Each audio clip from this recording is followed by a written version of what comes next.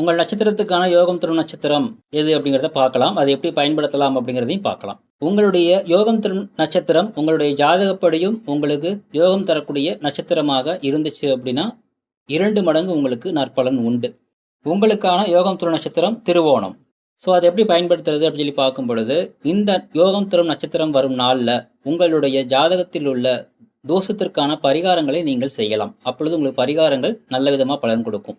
அதே மாதிரி இந்த நட்சத்திரத்தில் உள்ள நபர்கள் உங்களுடைய லைஃப்பில் உங்களோட ட்ராவல் பண்ணுறாங்கன்னா, அதாவது உங்களுடைய பெற்றோர்களாகவோ அல்லது உங்களுடைய குழந்தைகளாகவோ அல்லது வாழ்க்கை துணை, நட்பு, சகோதரர்கள், சகோதரிகள், இந்த மாதிரி ஏதேனும் ஒரு விதத்தில் இந்த நட்சத்திர அன்பர்கள் கூட நீங்கள் ட்ராவல் பண்ணும் பொழுது உங்களுக்கு நன்மைகள் அப்படிங்கிறது கிடைக்கும்.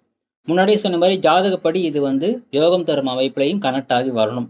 அப்படி இன்கேஸ் கனெக்ட் ஆகி வரல அப்படின்னா இந்த நட்சத்திர அன்பர்களால் உங்களுக்கு கிடைக்க வேண்டிய யோகம் தடையில் இருக்குன்னு அர்த்தம். ஸோ அந்த தடையை விளக்குறதுக்கு ஜாதகப்படி அந்த தடையை விளக்குவதற்கு அவங்க ஜாதகம் தான் அதுக்கு தீர்வு. அதற்குண்டான வழிபாடு என்னங்கிறது தெரிஞ்சு அதை நீங்கள் ஃபாலோ பண்ணும் பொழுது கண்டிப்பாக இந்த யோகம் தரும் நட்சத்திரத்தின் நற்பலனை நீங்கள் பரிபூர்ணமாக பெற முடியும். வாழ்த்துக்கள்.